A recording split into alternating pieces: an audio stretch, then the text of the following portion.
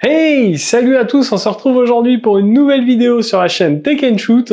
Et aujourd'hui on va tester ceci, la Eeloo RS4+. Donc une montre connectée qui est vendue aux alentours de 60 €. Je vous mettrai bien sûr un lien dans la description, n'hésitez pas à aller checker parce qu'en fonction de la date à laquelle vous regardez la vidéo, le prix aura peut-être changé. Allez, on va pas perdre de temps, on va tout de suite aller faire un unboxing de cette montre, on voit à quoi elle ressemble, ses caractéristiques, l'application, et puis on se retrouve après pour que je vous donne mon avis dessus.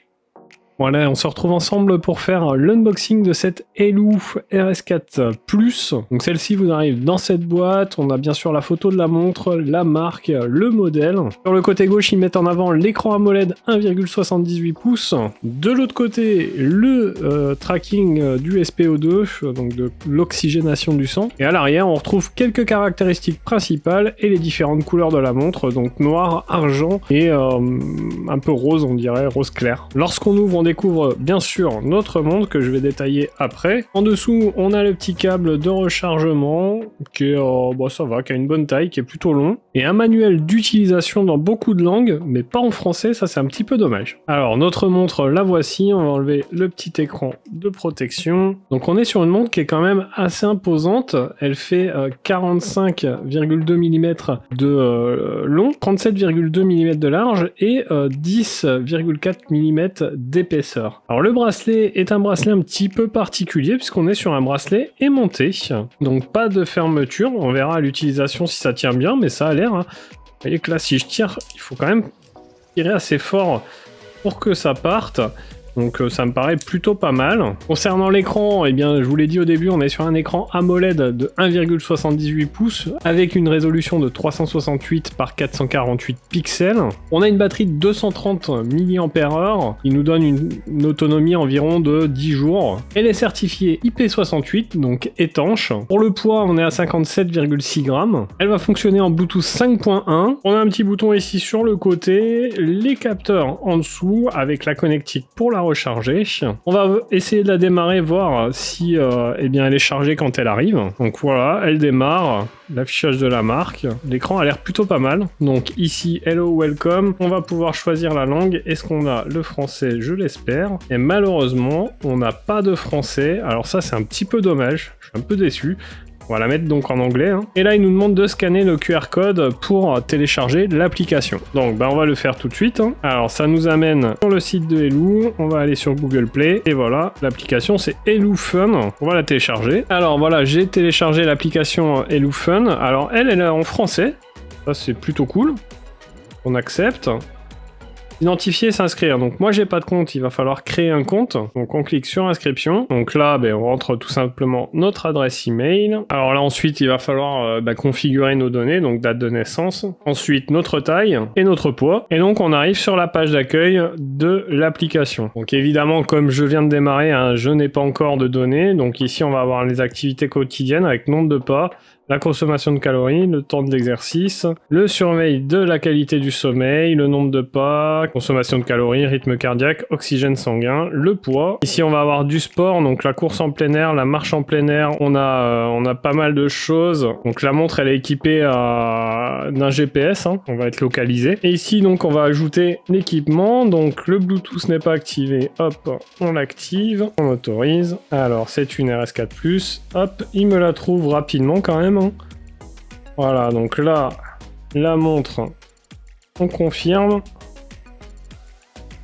continuer, autoriser, autoriser. Donc on a les notifications d'appel entrant et l'affichage des SMS. Donc là, il va falloir trouver l'application et l'autoriser. Voilà, donc tout est autorisé. Donc au niveau des notifications, donc on active les applications dont on veut des notifications. Donc la montre est en train d'être configurée. C'est synchronisé avec succès. Donc on avait une petite mise à jour de la montre. On va la faire. Alors ce qui est pas mal, c'est que l'appli est vraiment en français. Donc c'est dommage que la montre n'y soit pas. On va voir s'il n'y a pas moyen d'ajouter le français quand même dessus. Alors voilà, notre montre est connectée, elle est en train de se mettre à jour. On a un petit écran d'accueil plutôt sympa qui fait penser à une montre très bien connue. Donc sur l'application, on voit qu'on aura plusieurs cadrans, la possibilité d'ajouter des cadrans. Le suivi santé, donc moi j'active tout, hop. Ensuite on a un peu plus d'outils, on a rappel de réveil, on a synchronisé la météo, notification des appels entrants, donc on va l'activer. Les rappels de sédentarité, donc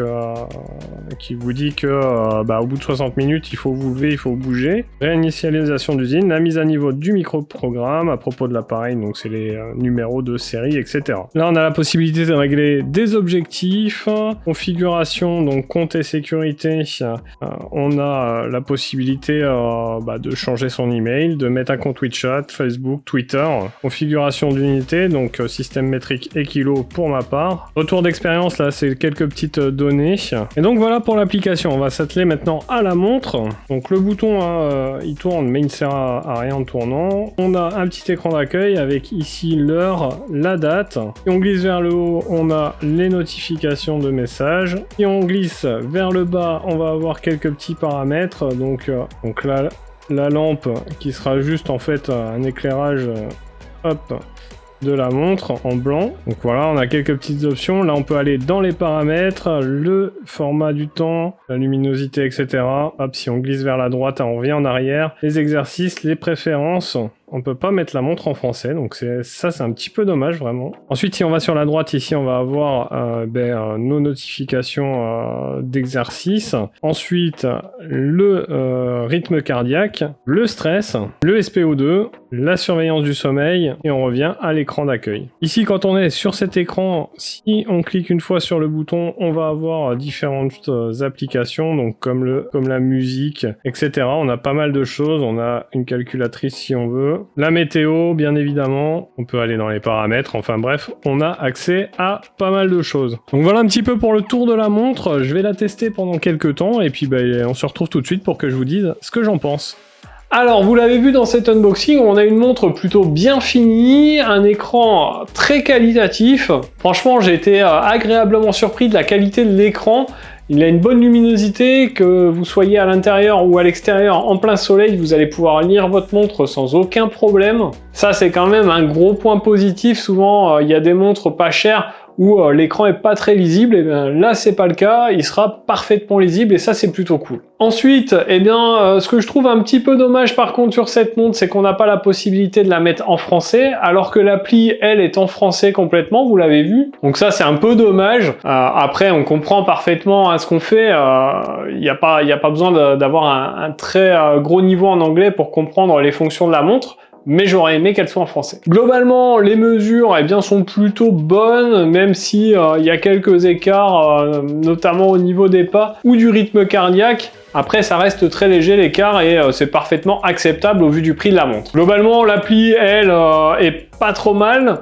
Il y a toutes les fonctions qu'on attend d'une application comme celle-ci. Et globalement, je dirais qu'entre la montre et l'appli, j'en suis plutôt content. Par contre, pour moi, petit point négatif, c'est ce bracelet. Alors, je sais pas vous, mais moi, j'aime pas trop ce type de bracelet là aimanté. Je trouve que ça tient pas hyper bien.